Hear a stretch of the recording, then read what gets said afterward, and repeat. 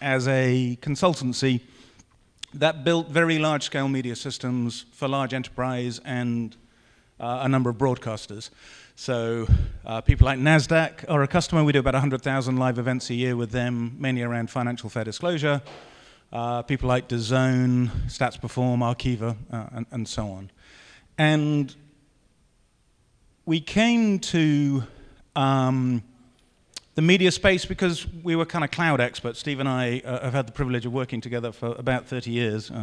So if we don't talk to each other, that's why. And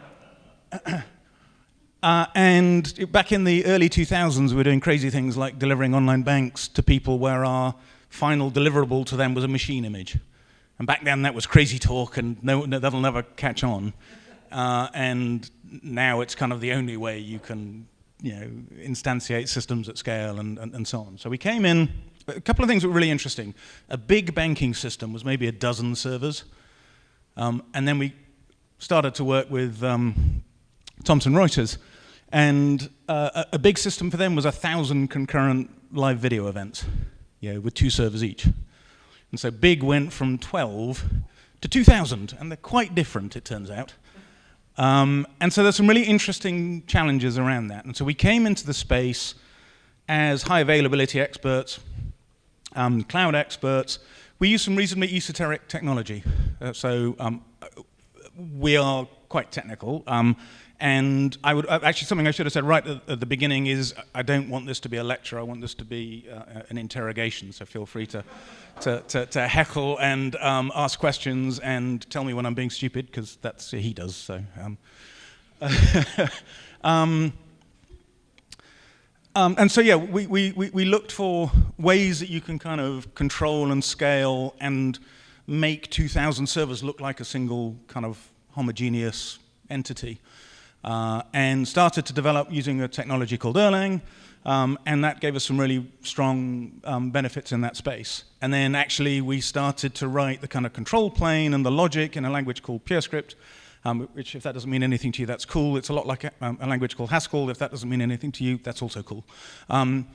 And we built some remarkable systems that have been highly available. So Arkiva, for example, we've been live for them for about 10 years. We have not had a live support call. And that's not because nothing's ever gone wrong. With technologies like Erlang, makes you sort of face stuff goes wrong when you operate at scale. Everything's easy in the lab. When you have 2,000 servers running at the same time, power supplies fail, networks fail, stuff will go wrong. What you need to have is a reliable service, despite the fact that it's built on unreliable components. And Erlang is a fantastic way of doing that. And so we ran a very successful consultancy business building complex media systems. So we did things like remote commentary for DAZN using WebRTC. That was 8 or 9 years ago when WebRTC was barely a spec. And we enabled kind of new lines of business for customers doing that, but built on this very complicated technology stack. And people would come to us because the market has this kind of bifurcation in it. There's a whole bunch of fantastic off-the-shelf tools where you can go, here's a media stream, and it will deliver you a kind of pre-packaged experience. You can have source in, ladder out, or maybe even some line of business applications that will deliver some kind of experience around that. And if those work for you, that's absolutely fantastic. The reality in the market today, though, is if that doesn't work for you, there's kind of not much between that and let's go write a couple 100,000 lines of GStreamer code.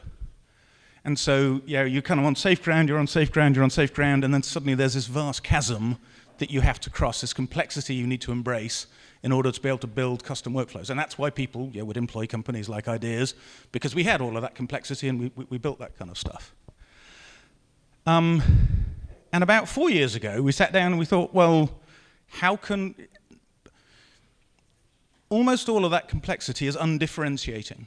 It doesn't help a viewer of a baseball game, that this is using RGBA as opposed to MV12, or using Dash versus HLS or WebRTC. That none of those people, should care. They care about a compelling experience. So we sat down and said, can we reduce the unnecessary complexity? Can we get rid of all of the undifferentiated complexity and allow people to concentrate on the user experience, not on the how, the what? And out of that has come Norsk. So 2 sides to Norsk. The stuff we'll talk about exclusively tonight is on this side, where Norsk itself, it's a container. You can talk to it over a gRPC interface. All of these examples I'm about to show you are written in JavaScript, or TypeScript actually, but because everybody can read JavaScript at least to some extent, but you can program it in any language, basically. This will allow you to build a very complex media capability. This side of stuff, a complex media capability with no computers to run it on isn't a particularly effective solution. And so this side of things will look after cloud infrastructure, create servers when it needs to, replace servers if there's a problem, move whole AZs and all this kind of stuff. That's an optional element. You're not really using Norsk unless you're doing this. Some of our customers also use our management capability. So let's dive straight on in. This is kind of an abrupt transition. We've got a couple of boxes with boxes in them, and now here's some code. Is that vaguely readable at the back? Okay, cool. So this is a complete application. This runs. The first line. So you'll hear me refer to green code and blue code. So the blue code is Norsk. That's the services it offers. We're going to be looking exclusively at the green code. That's the application that our users will write to describe the workflow, the media process that they want to have happen. So the first line of code is instantiating that little arrow just there, the little gRPC connection. So I want to use Norsk. The second says I'd like a thing I'm going to call input, which is an RTMP server with default settings. And then I'm going to have a couple of worker nodes that'll package that up as CMAF audio and CMAF video. And then I'm going to have another worker node that's going to package up the outputs from these CMAFs as a multivariant playlist. And then I'm going to wire it all up. I'm going to draw lines between those boxes. So I'm going to take the audio output's going to take the audio from the input. The video output's going to take the video from the input. And the multivariant node is going to take the playlists coming out of the CMAF packages. And if you run that application, there it is playing as a low latency dash stream in the dash reference player, and there it is playing as a low latency HLS stream in HLS.js. But any compliant player will work. Now, if you're operating at scale, observability and transparency has to be an absolute given. You cannot operate at scale unless you can get from a 10,000-foot view that says my world is healthy to a view that says I'm trying to hand off to this particular CDN and the endpoint I'm trying to hand off to has gone down. You've got to be able to get from have 1,000 events that are all happy to here's the I need to phone up this supplier for the following reasons so that you can tell them what's gone wrong before they realize themselves. And so we are passionate believers in open standards, and there's a standard called Open Telemetry, which basically makes it almost trivial to plug the thousands of data points that can come out of a significant media system into any backend you want. So here's a little Grafana front end on top of it.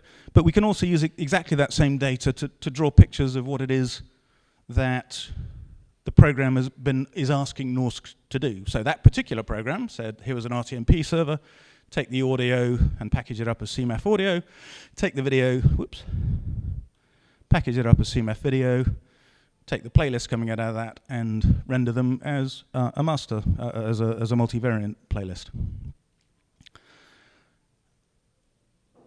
And then Norsk, if you understand that program, you can do Norsk. There isn't a vast amount more to it. So here's about the simplest program you can write with Norsk that actually does anything. It's saying, I'd like, in this particular case, an SRT input. And I'm going to use a WebRTC output using WEP as an introduction protocol to go through session initiation. And I'm just going to draw a straight line between them. So the output takes the audio and video from the input. That's a complete program that runs. There are no external bits that you need to add to that. There's no magic off screen here. That's the program. It does what you say. And as always, you can ask Norsk to tell you what it's doing. And those of you unlucky enough to be familiar with the details of WebRTC's inner working are probably screaming inside, because you'll go, that'll never work, Adrian. And you'd be quite right. Because unless I'm using transport stream extensions of some sort, I can't physically package up Opus into a transport stream input. And the only codec, for example, that WebRTC, the only audio codec that WebRTC speaks is Opus.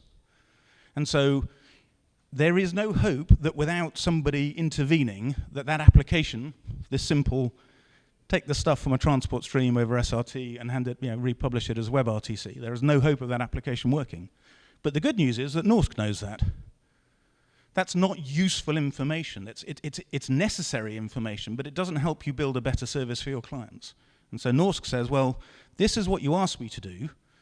If you ever click on this little box here, you can say, what did I actually have to do to deliver that? And it said, well, what I actually had to do was take it turns out you sent me some AAC. It could have been MP3, it could have been all sorts of codecs. I turned that into Opus for you, and then I published it as WebRTC. And the video you nearly got right, well done. You sent me some H.264, WebRTC speaks H.264, but it came with the wrong encapsulation. It came as MP4 encapsulation, and it actually requires an XP encapsulation. And if those words don't mean anything to you, happy days. That's the whole bloody point. It doesn't make any difference to your customers. It makes a vast difference to the computers and the clients and the players and all this kind of stuff, but it doesn't benefit the end users whatsoever. So there's lots and lots of heavy lifting of detail that is undifferentiated in terms of what your clients observe. So why force people to interact with that complexity? And now it really is just a case of rinse and repeat. Here I'm doing an overlay, so I've got a couple of inputs. I've got an RTMP source. I've got a browser source, so I'm just, Norsk, the Norsk container comes with embedded Chrome. So in this particular case, I think we were pointing it at Singular Live. And then we've kind of dealt with inputs and outputs fairly well already. We've done CMAF, we've done WebRTC, we've done various other ones, we've done various inputs. Now let's start to do some stuff in between. So here I'm going to do a video composition, and the way I'm going to wire that up is I'm going to say to the compose node, I'd like the thing I've called source, the RTMP stream, to go to the background. I'd like the browser overlay to go to the overlay location, and then I'd like to publish the video coming out of the composition and the audio coming direct from the source. And and there are no more complicated concepts to grasp in Norsk. There are lots and lots of things you can do in the middle. There are lots and lots of inputs. There are lots and lots of outputs. And you can wire it all together. That's Norsk. But that's kind of missing the point of why Norsk is, we get so excited about Norsk. Why is it that people would come to us? So let's look at the example of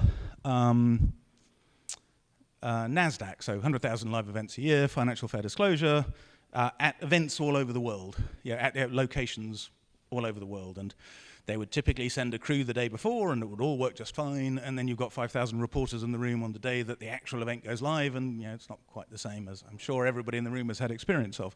And so the solution they used before us was a source in, ladder out. They did compile it off to lots of different devices that they would send it to and build some on-demand assets and so on and so forth. And we said, well, actually, where does it go wrong? It goes wrong because you can't get it out of the building. What's important? What's the business problem you're trying to solve? The business problem you're solving for these people is to not get sued. It's a very simple one.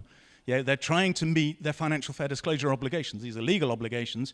It's interesting. People got very excited about watch together parties. Financial fair disclosure is legally mandated watch together parties that have been happening for like 30 years.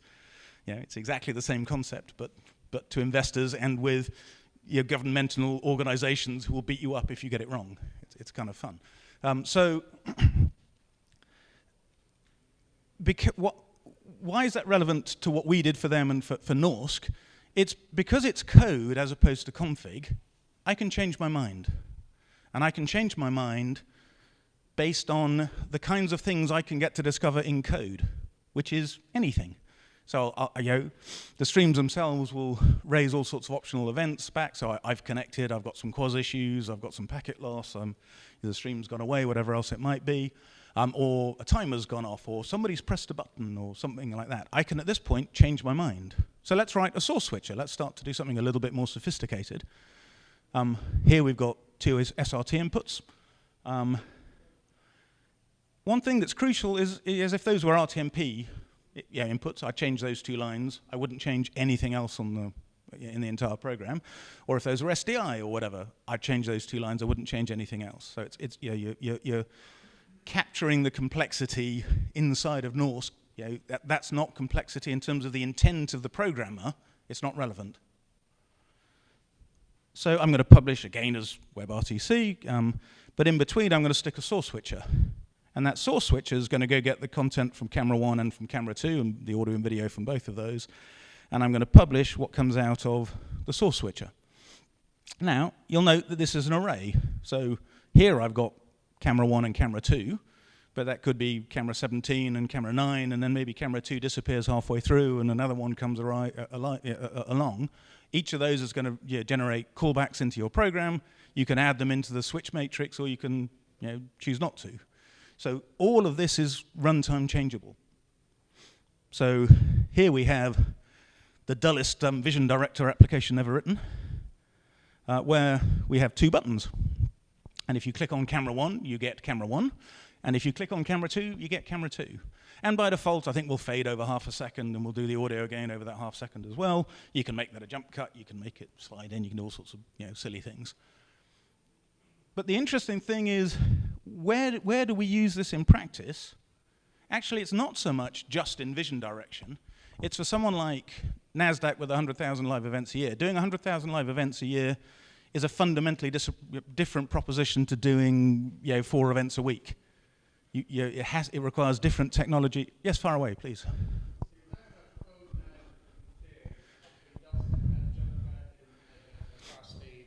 Correct. And so where do you config or describe whether it's a crossfade or a jump cut? In this guy here. It's an optional part so there's another setting of configs, if you will, that you read. But it is. But again, slightly unlike config that I'm reading out of a JSON file at startup or something, I can change my mind. Sure, you can change. Yeah, got it. Okay, no, indeed. But coming back to NASDAQ, so they went from one source in, ladder out, to let's address where you're not meeting your customers' obligations. We'll have one source leaving by the front door of the event, we'll have another source leaving by the back door, hopefully over a completely different network. We'll make a phone call into the event so that if the location disappears off the internet entirely, I can still get the audio out. Because actually, for financial fair disclosure, 99% of the value is in the audio and the slides. It's not in how pretty the chief exec is looking today. There is a vanity publication side to it as well, which I probably shouldn't share stories on, but it's in terms of meeting your legal obligations, it's all about the content, the audio, and the slides. And so for them, they've got source 1, source 2, audio, some slate they'll fail back to, some video they might fail back to. And it's the computer that does the right thing, because the computer knows. Why make a stressed human being go, oh my God, I've lost signal 1, let's switch to signal 2. They can override, a human can override those kinds of decisions, but you can actually deliver a much better quality of service by having the application itself make those decisions where it knows the right answer. And it makes you also decide up front what the right answer is. And that's that's a big win, I think, for a lot of organizations. And actually, the big win they went is they used to have one operator could monitor 2 events to a world where one operator could monitor 20 events. Because 99% of the time, we took the stress away from the operator of having to do these, oh, this signal's failed, I better check on the quality of the other one, and oh, that looks okay, no, I will switch to it, no, I won't. Why make a human being do that? There we go. There's the details. You can see we're doing some decodes for that's for the fades and stuff like that. But whatever, you get the idea. Picture in picture, a little bit more ceremony. You've got to say, I want the background to cover the whole screen. I want the logo over here. I want the embedded over here. So you've got to describe that. But that's user code. That's UX. That's what it looks like. That's how I want to react to things. There's no technology in here. And then away you go. We'll have our main input over SRT. We'll have the embedded over RTMP. We'll take the logo from file, and then we'll compose those together using exactly the settings that are on that previous slide. Just far away, please.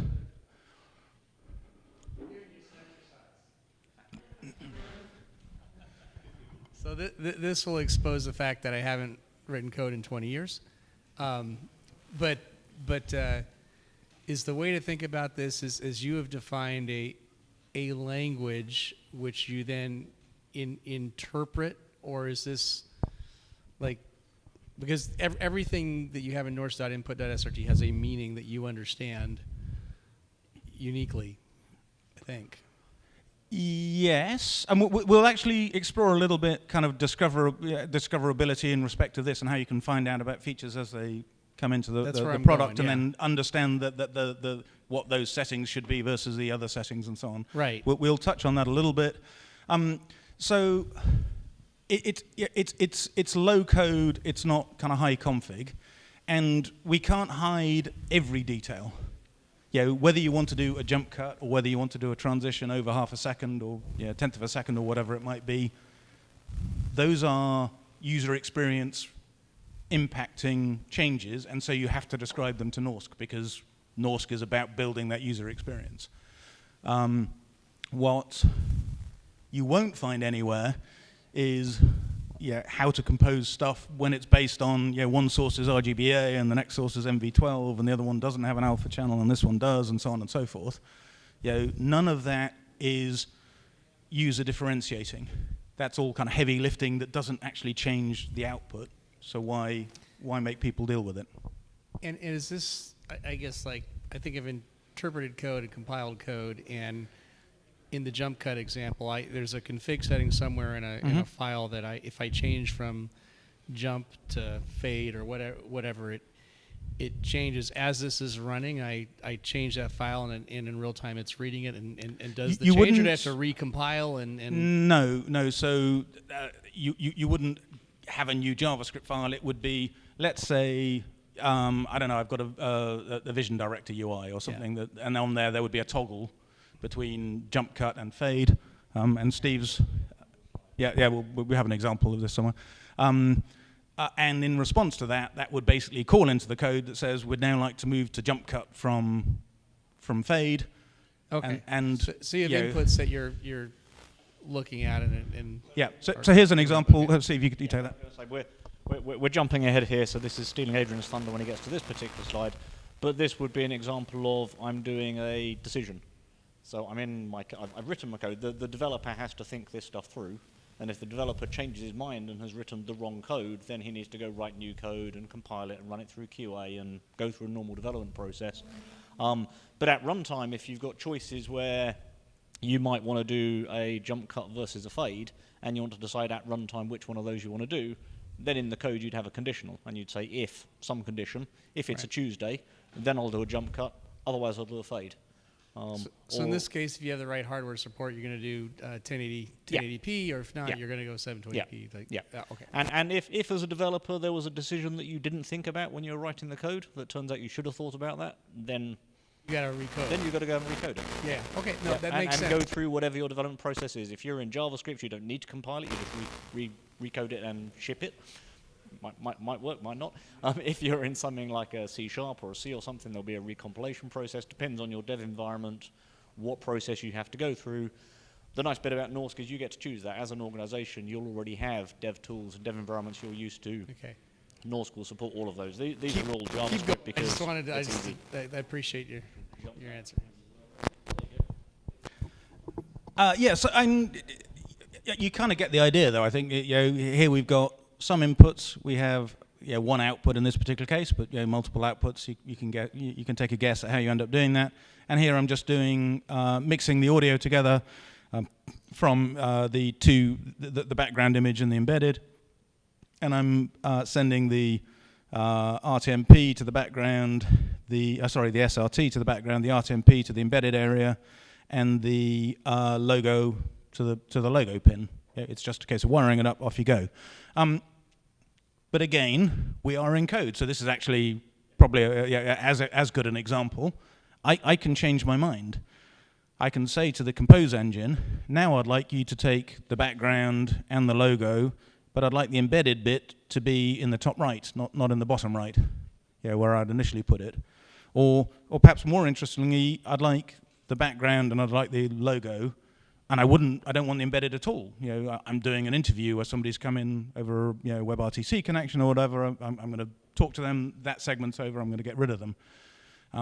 Or maybe, and again, why I get rid of them, maybe the connection drops, in which case I can react to that in the code. I've lost the WebRTC connection. I'm going to either replace it maybe with a slate of some sort, or once it's been gone for more than 10 seconds, I'll get rid of it entirely automatically. And so, here we just these changes here are all just happening on a timer. Every 2 seconds, it changes its mind. So top right, bottom left. It's not there at all. Please do. If I ask too many questions, just no, not at all. Because I'm so hypothetically, if a customer says, "I want to do a squeeze back," right? Is there a primitive that allows you to do that, to do a resizing and overlay, or is that something where you might have to have a kind of a core component of Norsk that you develop and then expose? So Norsk provides a suite of capabilities, so around transitions, around composition, around all sorts of sources, so I can have sources, and how I publish it, or even duplex, so things like WebRTC, if I want two people talking to each other, and then I can compose the outputs of that together and publish it, and so on and so forth. If there is a capability that isn't currently in Norsk, one of two things can happen. So if we go right back here, in general, if there's something that Norsk can't do and you'd like to do it, initially, life's going to get a little bit tougher.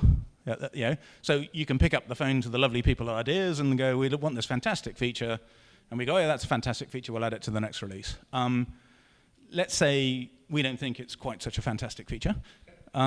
Then what you can actually do over here, this is a gRPC interface. We only support these two, the green box and the blue box being on the same server. So that's listening over localhost. So I can actually push stuff through that really, really quickly. There are technical reasons why occasionally you have to respond to things really quickly. So if a new source arrives, we'll tell you a new source has arrived. We actually freeze the media flow when we tell you that, because if you go, brilliant, I'd like to embed it in, and we haven't frozen the media flow, at that point you've lost the first IDR frame. And maybe another one doesn't come along for another 20 seconds or whatever. So that needs to be performant. What we can do is give you either the compressed media or the raw media over that interface. So gRPC supports shared memory pointers, so we can actually go, here's the video frame.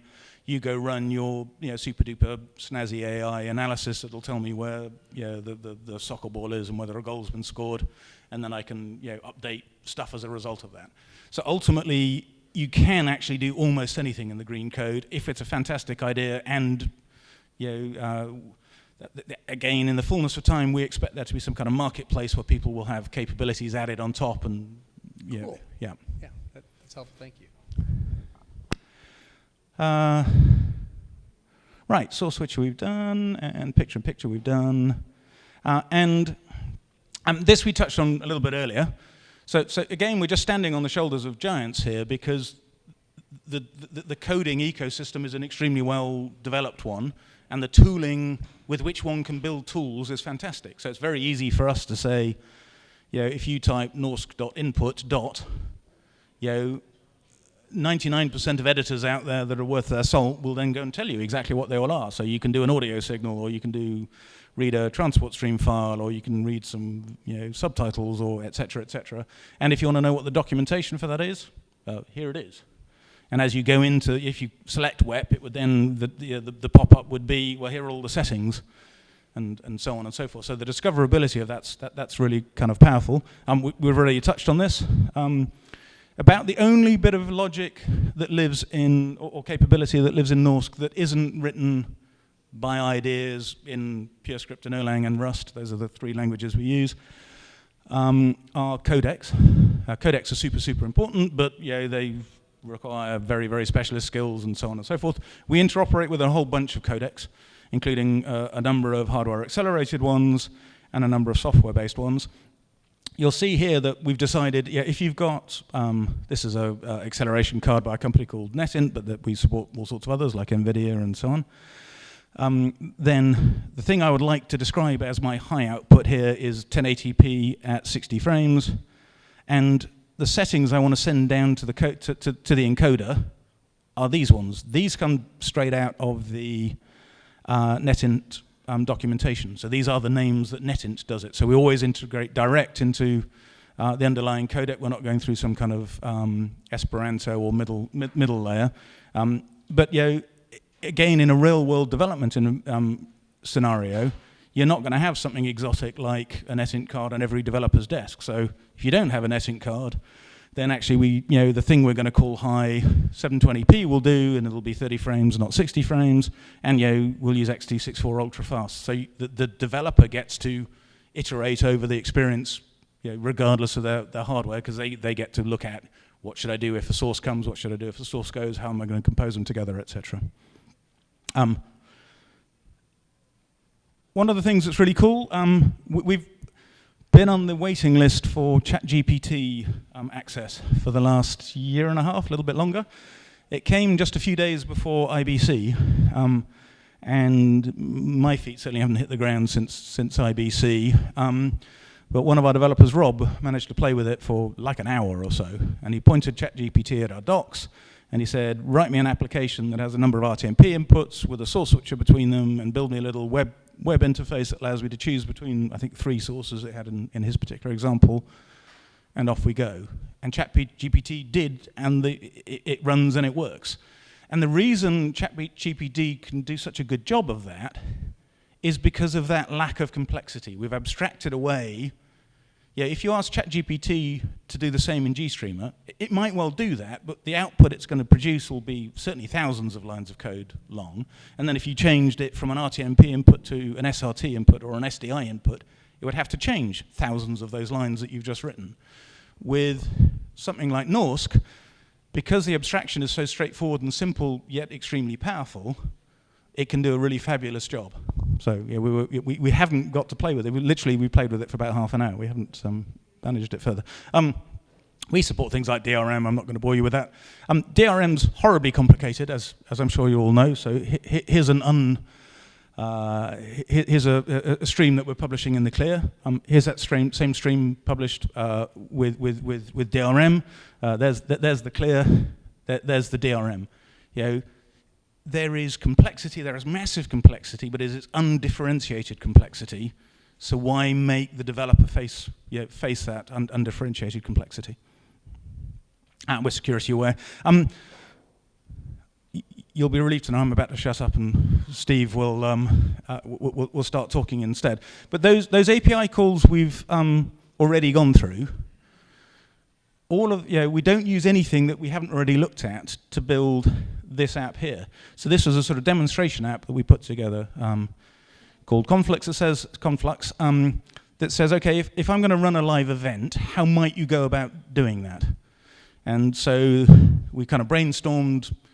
Dom Robinson, the other co-founder, is a practitioner of media. He's run bazillions of events. And so he said, well, actually, let's not make one person do it. Let's split it into 2. And we'll have one person who we're going to call the kind of scene director, and they're going to be responsible for constructing the next storyboard item that's going to go out into the production flow. And so down here, I've just got a live list of all the sources that are currently attached to this particular server.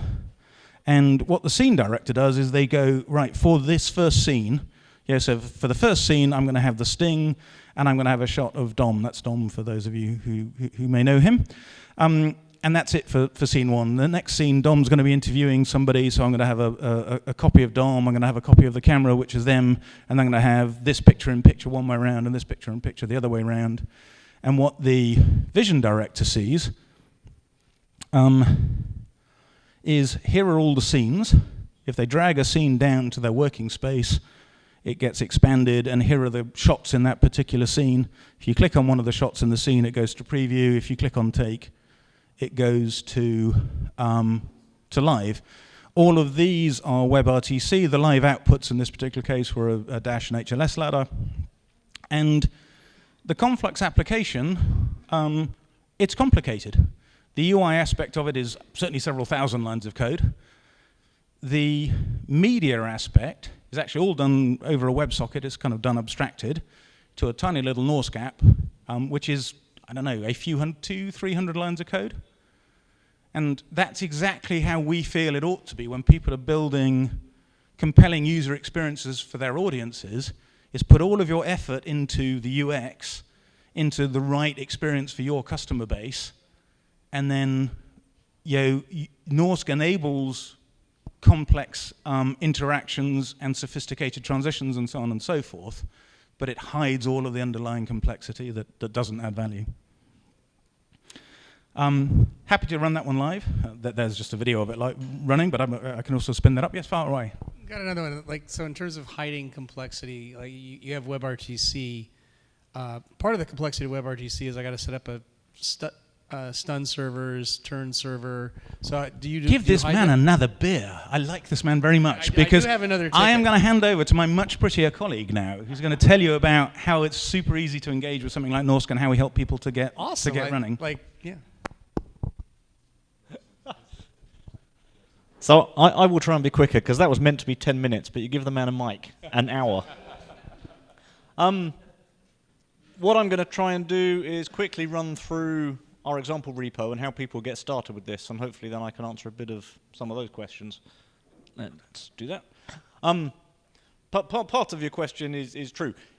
You can't not know anything about media and write a media app. That's not viable. So you have to know stuff. You have to know that if you're doing HLS, you need to decide what your HLS segment sizes are, and you need to understand what sensible numbers are there. And there's people you can ask about that, you can ask us about that, but ultimately you can't hide everything. WebRTC the same. If you're going to use WebRTC and you're going to deploy it, and particularly if you're on funky networks, you need to understand whether you need stun, whether you need turn, and how they're going to be deployed, and what the configuration is going to be. And we can't help you there, because there is no one answer. Otherwise, that'd be easy. And so yeah, we can't solve everything, and I can't type with one hand, so this is going to be fun. So if you want to engage with Norsk, you can head off to norsk.video, and there's a full developers bit. There's a whole marketing bit, but I'm the CTO, so I've no idea what's on that page. I'm on this page. And to be honest, you're kind of really down here, and you go straight into the technical docs, and that'll jump you here. So the manager we're going to skip over today, because we don't have time. We go into the media bit, and there's a whole bunch around the core concept. So that's all stuff you need to read. And again, you can't hide everything, so we'll talk about what we call context and how we identify streams and how you can subscribe to one stream or another. So there's stuff you still need to learn. This isn't some magic silver bullet that will solve all the world's problems. What it should do is allow you to build sophisticated apps with far, far, far less code than you'd need to with other systems that would let you do similar things. The interesting bit that most people interact with is once you get into the TypeScript SDK, that's where you can see all the methods. So there's all the inputs, there's all the outputs, processors, etc. So there's where all the docs live. When you're sat in your editor and you're hitting dot, that's what your editor's reading from. All of this is generated off the SDK, so all of these docs. Let's go pick a CMF video. All these parameters are generated out of the code, so these will all be correct. And the docs you'd see in your IDE are exactly the same docs.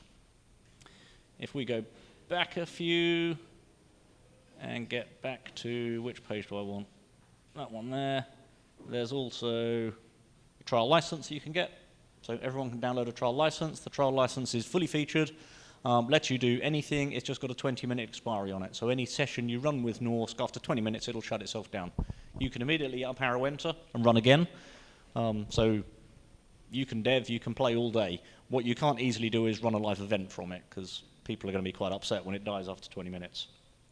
And the bit we're going to play with on the laptop quickly is the examples. So we have a GitHub repo. This is public repo. You can download this guy, so you can just do a git clone on it, and that will land on your box as a media examples folder, which is just here. So we're in media examples, and if I try and type single-handed, you can see there's not a huge amount in here. We're going to delve into a bit of details as to how this works, because I think it's kind of interesting, but we'll run a couple to start with. So the key bit is run examples.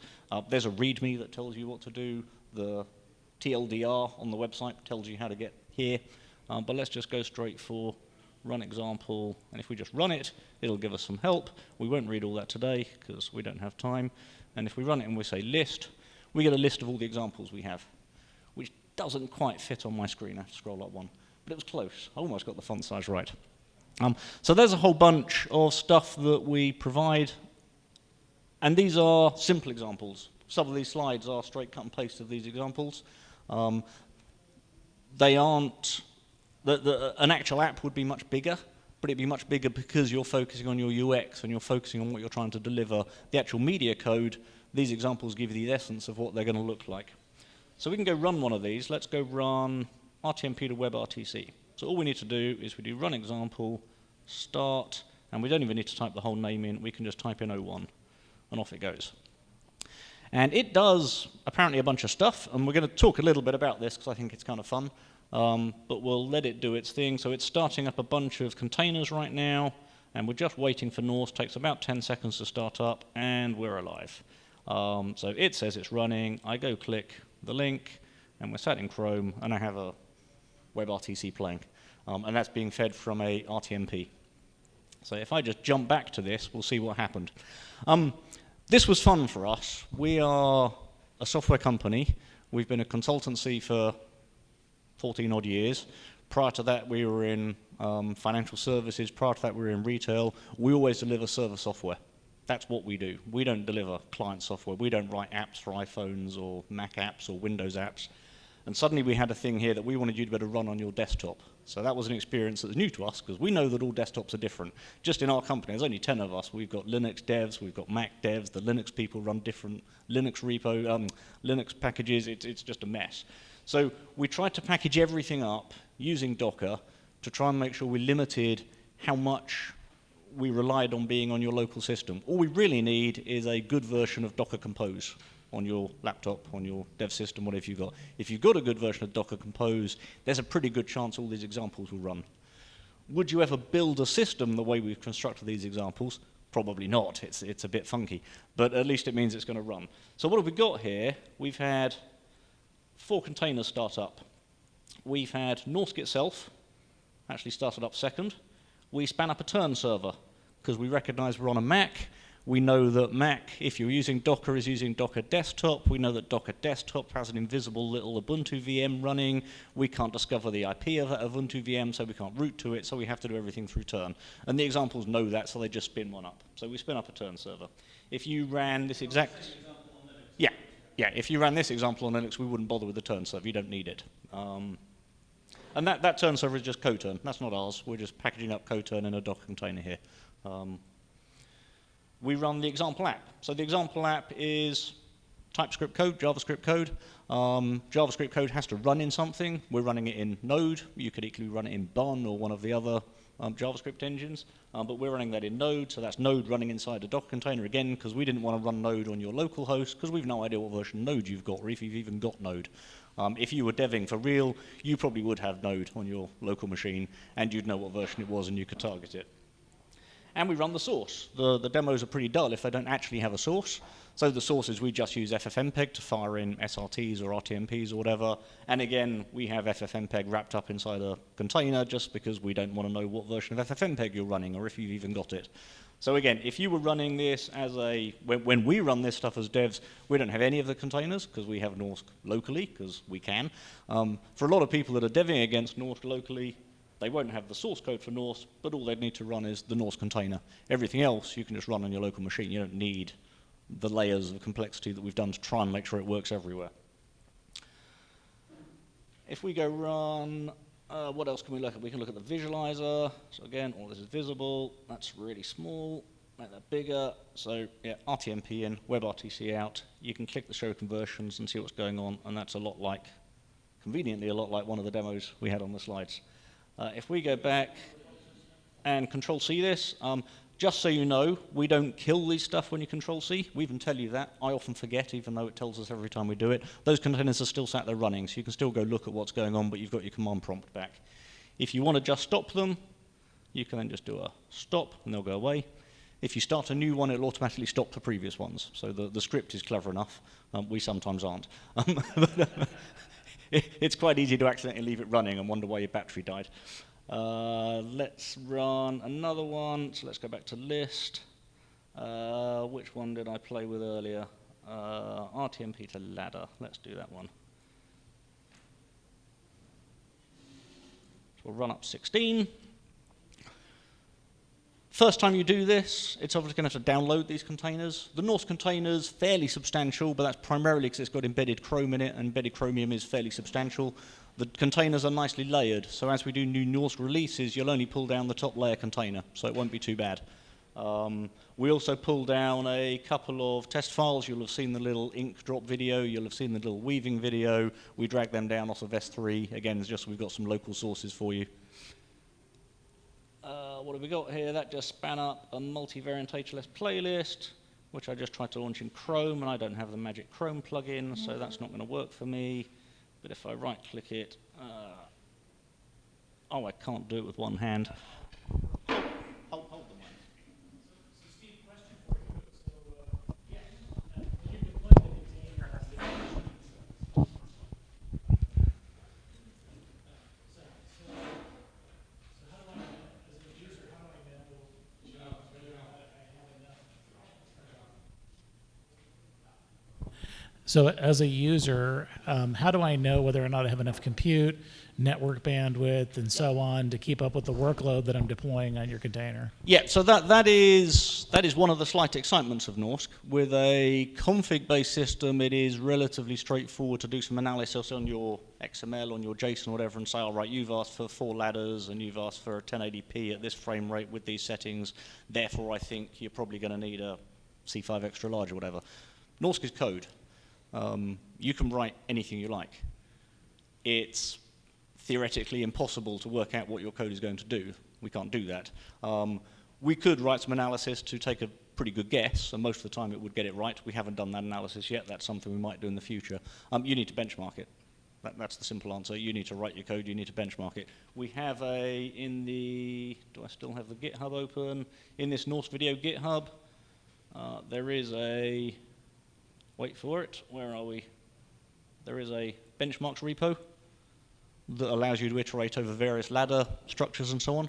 So you can run that and see if I add an extra 2 rungs to my ladder, what does that cause to my CPU? Obviously, if you're running on hardware, the answer is going to be different. But yeah, you've got a benchmark. And if you're building a big complex app, you need to understand how your app may change over time. You know, if you've got an app where you're playing a football match and you're just streaming the football match through, but then you decide to do a replay of a picture-in-picture, suddenly you've got some composition happening, the CPU loads like to go up. You need to benchmark that. You need to understand that's going to happen and benchmark it. Again, Norsk can't be this silver bullet and do everything for you. You still need to be a good developer. You still need to understand what your code's going to do and respond accordingly. But it gives you that flexibility. Ultimately, your code might decide to calculate pi to 1 billion decimal places in the Yeah. background. Yeah. We can't cope with that. There's no way we can know the right answer, so ultimately you have to benchmark. What a lot of our partners and systems integrators are starting to build solutions with this and building line of business applications with it, and I think it's fantastic for that use case. And they absolutely then can Oh do my goodness. benchmarking because they've narrowed down the surface area. They know exactly what kind of behavior the application is going to do, so they can then do that benchmarking, and then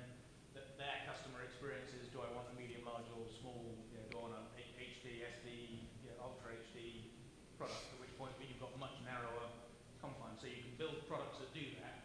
Norsk, yeah, as Steve mentioned, yeah, theoretically it's just an impossible problem. We can't do it. Yeah, that makes sense. I guess a somewhat related question is like, how do people do fault finding and troubleshooting and those things as well, right? I mean, and that may be the same answer, right? It may be, hey, here's a toolkit. It gives you all the tools you need to build an application that helps you fault find or have quality assurance on a source or what have you. Yeah, right? so again, yes, you're right. It's an SDK. So ultimately, it's the same as any other code you write. You have to be able to debug it. You've got to be able to handle that sort of thing. So you can run your own debuggers. You can put your trace statements in. You can do whatever normal devs do.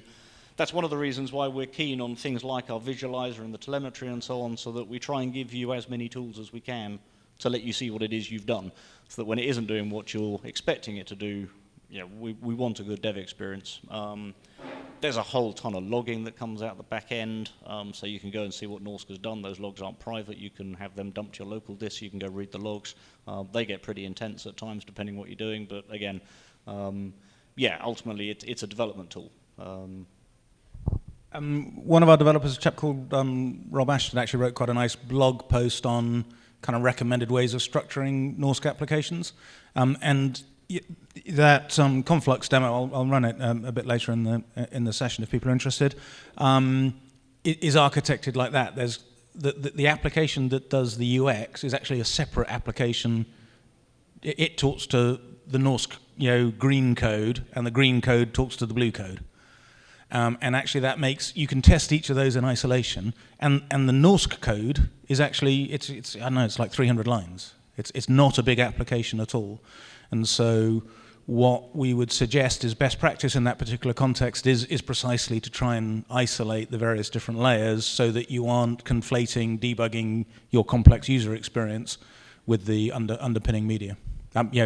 It's a hard problem. I'm not trying to say that there's, but your alternative, what inspired Norsk in the first place is we know many organizations who have crossed the chasm that went from they couldn't find anything off the shelf, so they did go and write X 100,000 lines of GStreamer code. And I'm not trying to say, don't get me wrong, I'm not trying to say there's anything wrong with GStreamer. It's a fantastic product and it does some amazing things. But it was a toy reserved almost exclusively for large organizations who could afford to put the team together and spend the time and money to get there. What you then find, though, is for every line of business code, you've probably literally got hundreds of lines of technical code. And Norsk is there to reverse that, to say, actually, that's just the wrong way around. That technical code is a necessary evil. You can't deliver media without it, and with Norsk, we would say absolutely you can. So that particular one, there's the HLS playing. It just went black as I said that, but that's because the video looped, so that was good. And there's the visualizer. Yes. So just on the GStreamer comments, the way to think about it, you've embedded GStreamer code and then made it easier to use, or you don't use GStreamer, you don't use FFmpeg. We don't. No, we are. So over here, just purely by coincidence, I happen to still have this slide available from something I put together a couple of days back. So that's sort of like the internals of Norsk Media. The third-party code we use, codecs.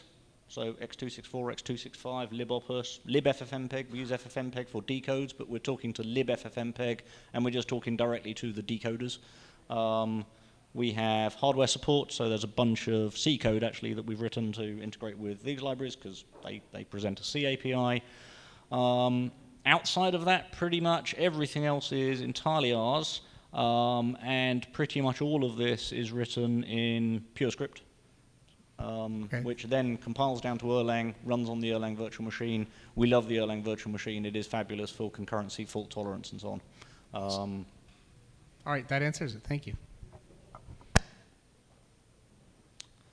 Right, close that one down. Where's that visualizer gone? The visualizer is on this guy here. He is that tab. So there's the visualizer for an RTMP ladder. So we've got the source coming in.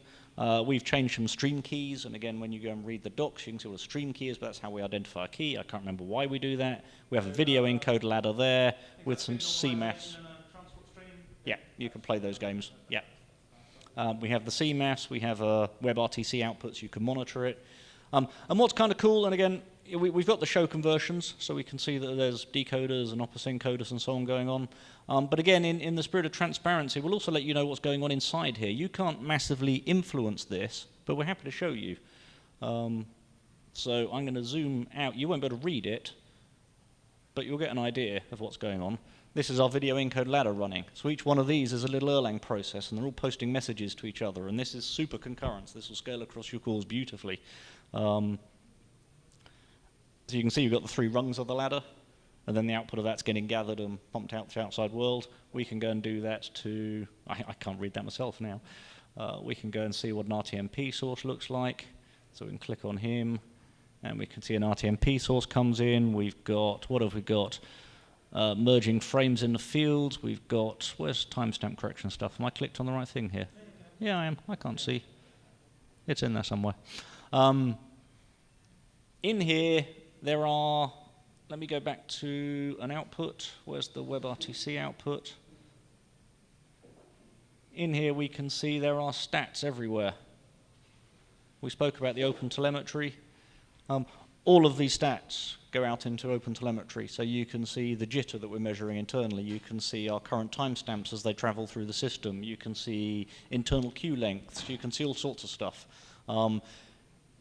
And over time, we'll be able to build dashboards that sit on top of this and give you suitable alerts and so on as things go bad. There are some dashboards in the examples. You can run these examples with a flag. I can't remember what the flag is, but the default, the help will tell you, which will give you default Grafana dashboards and so on that shows graphs on some of this stuff.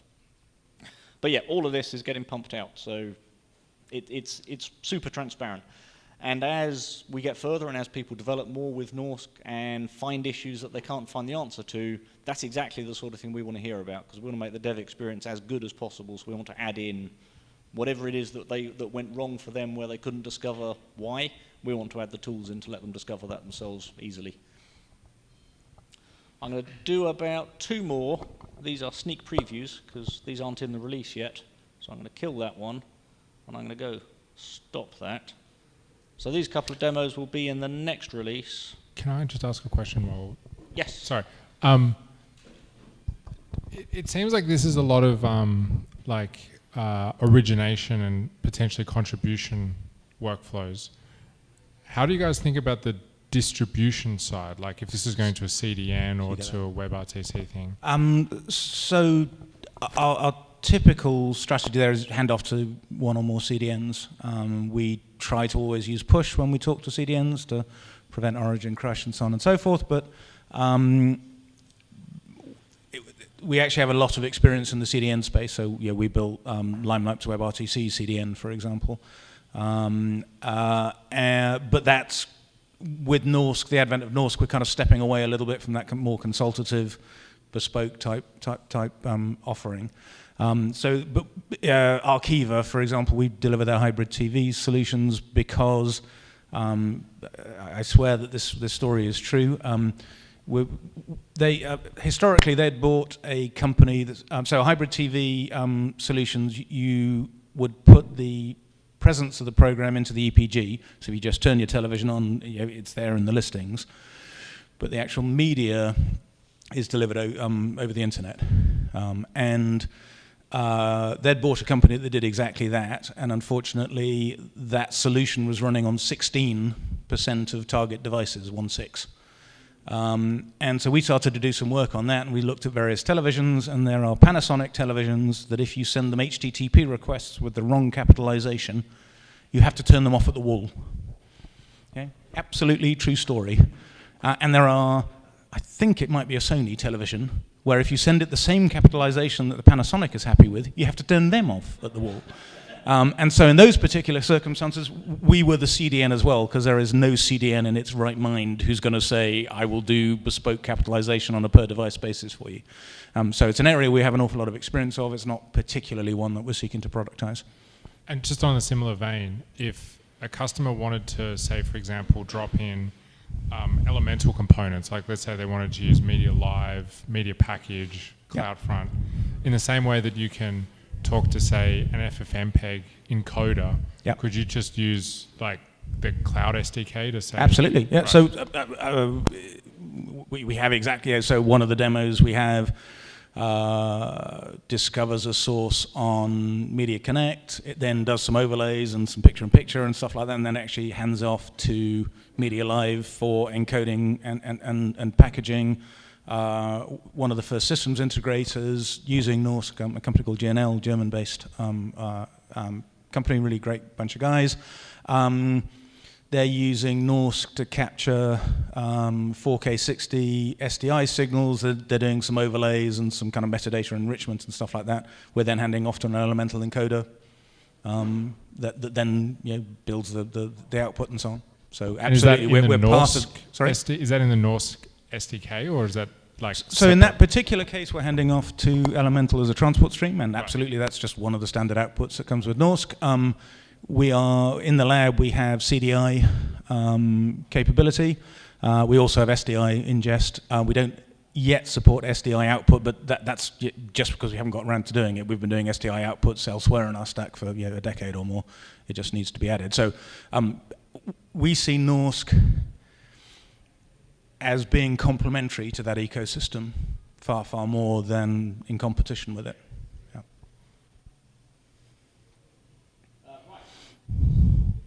Yeah.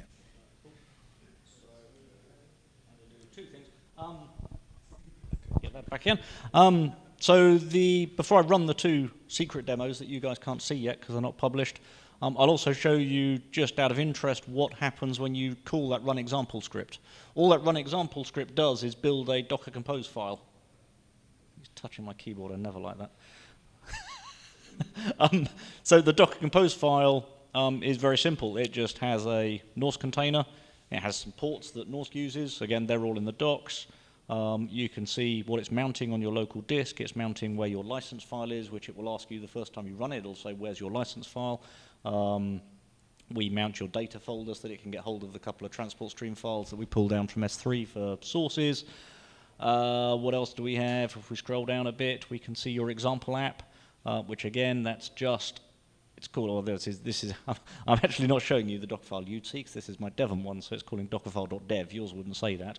Again, environment variables get passed into this. These environment variables are all just for that sample code. Your own code can have whatever it needs. These are things that we pass in so that when the example code prints out the URLs for you to click on to see the outputs, it prints out the URLs that are going to work, as opposed to random guesses. Easy DRM tokens and so on. If you want to run the ones with DRM built in, you need tokens to go and speak to people like Easy DRM and Axion on. We have the source container. So again, this isn't even our FFmpeg. This is an FFmpeg container built by whoever that is, data are high. Whoever did that is a genius. It's about 30 meg. If you ever want a fully fledged, it does SRT, it does all sorts of stuff. It's just amazing. So yeah, if you want a Dockerized FFmpeg instance, that one is utterly amazing. And if you ever wanted to see which FFmpeg command lines we're running to fire the sources in for containers, they're just sat there in the Docker Compose file. So you can go and look at them. You can run the examples without FFmpeg. There's a flag that lets you turn that container off. So when we build the Docker Compose file, we don't put that in there. And then you can fire in your own sources from FFmpeg or OBS or whatever. Coturn, again, if you were on Linux, you wouldn't have seen this bit. It wouldn't need it to be there. But again, as I said, it's just Coturn.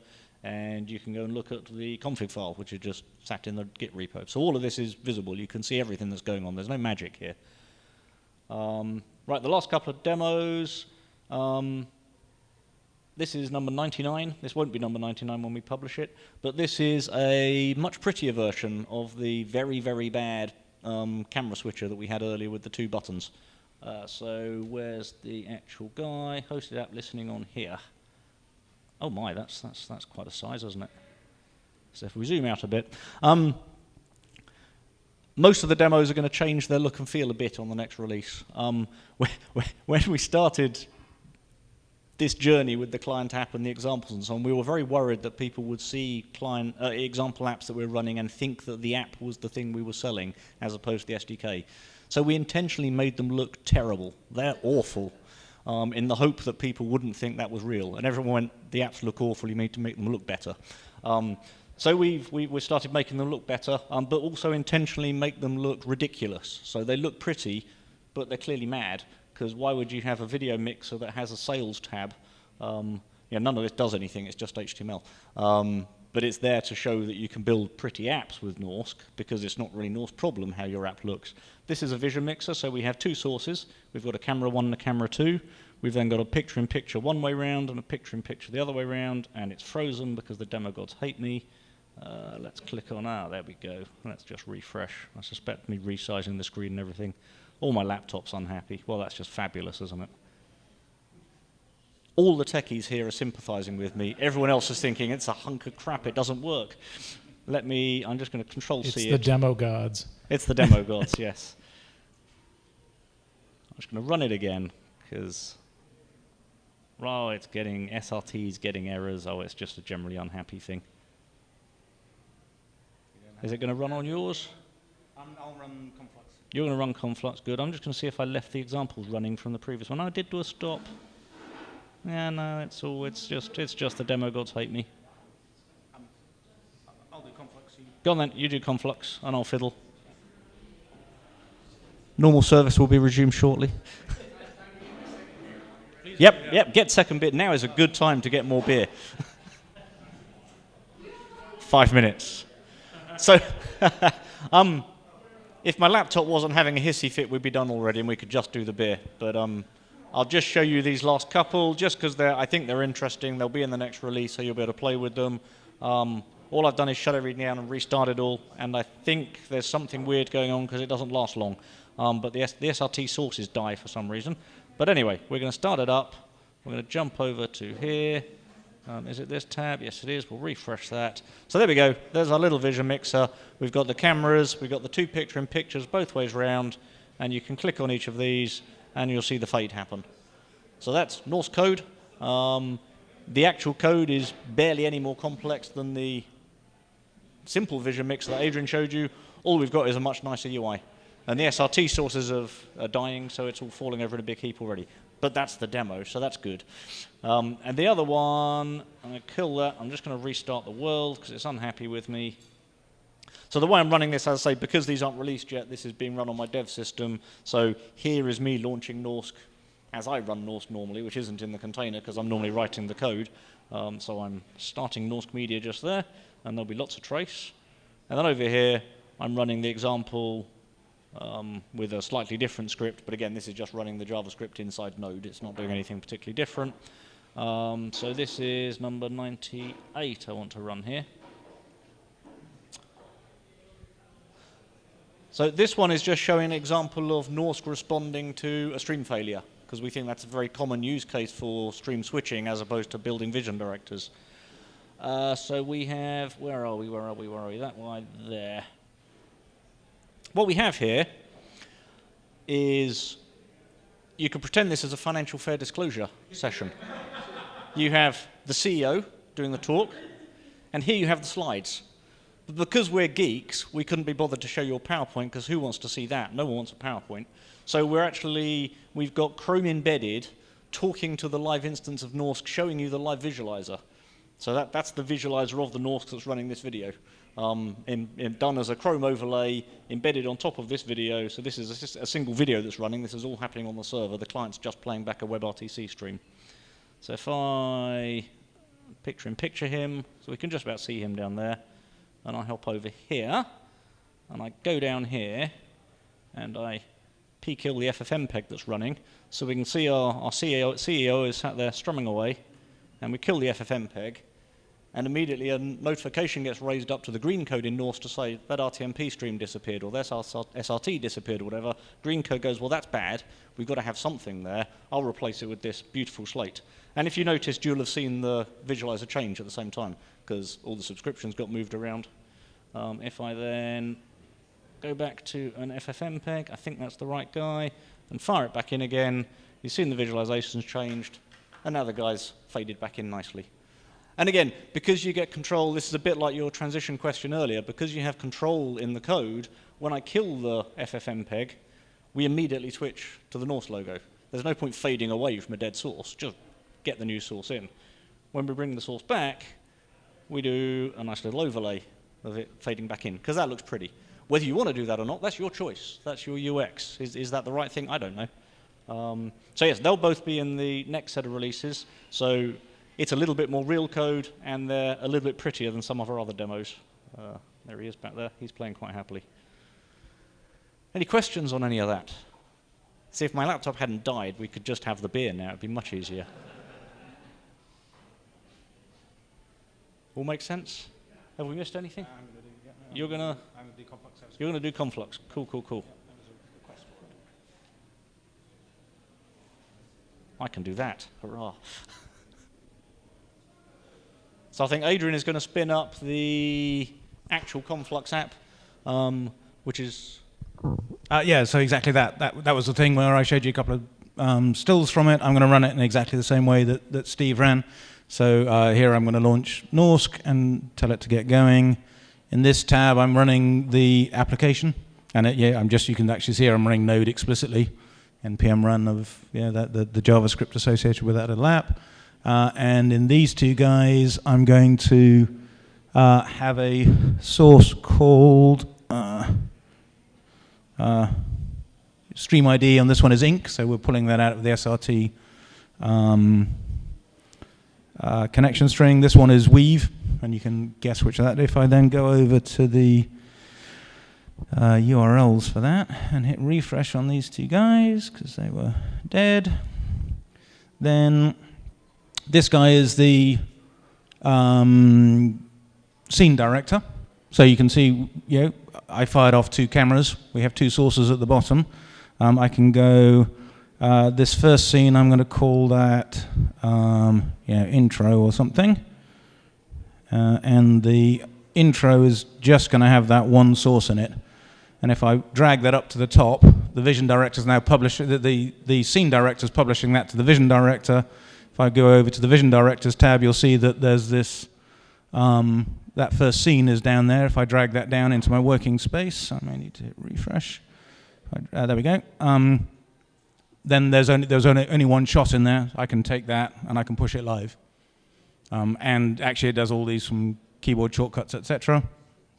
If I go over here and then the second scene, I'm going to have the main presenter talking to the guest speaker, and I'm also going to do that as a side-by-side composition, so I can do an interview. And I'm going to call this particular scene, let's call it interview, and I'm going to publish that up to what the vision director can see as well. And there it is. Now I've got a second scene in my storyboard that's coming out. If I drag on interview down into the working space, and I think I have to hit refresh on here because the demo got to take me as well. There you can see the three shots that were available as part of that particular scene. I can take that one, push it live. I can go to the picture-in-picture one, side by side, preview that one, push it live, etc., etc. And the cool thing about Conflux is 99% of the complexity is in the HTML to build this UI, not in the media that we're doing out the back of it. And we're doing, there's, I don't know, 15 WebRTC outputs here. There's various different picture-in-picture compositions.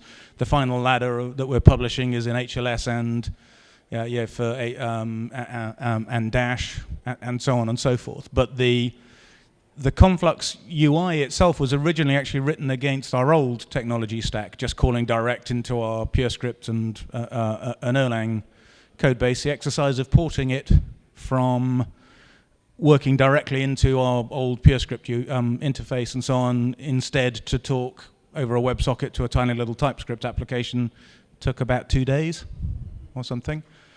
So to do all of the media production, manipulation and so on that you need for a reasonably sophisticated application inside of 2 days, I think is pretty damn cool. And also a whole bunch of fun. Actually knocking together. It's odd as the creators of this technology, we seldom get to play with it ourselves. We seldom actually just get to go and build something cool. But occasionally, when you do, it is really great fun. And that's kind of one of the core feelings we want to instill in developers using the technology, that it's a really positive, exciting experience where they can knock stuff out very quickly. So thank you very, very much indeed. I just want to say again, thanks to the organisers and to all of you. It's been a real privilege to come and talk with you. I'd also like to thank everyone for the kind of interactivity and kind of openness of the session. That's 10,000 times better from my perspective than us just endlessly lecturing. So it's been a whole heap of fun, and look forward to doing it again someday. Thank you.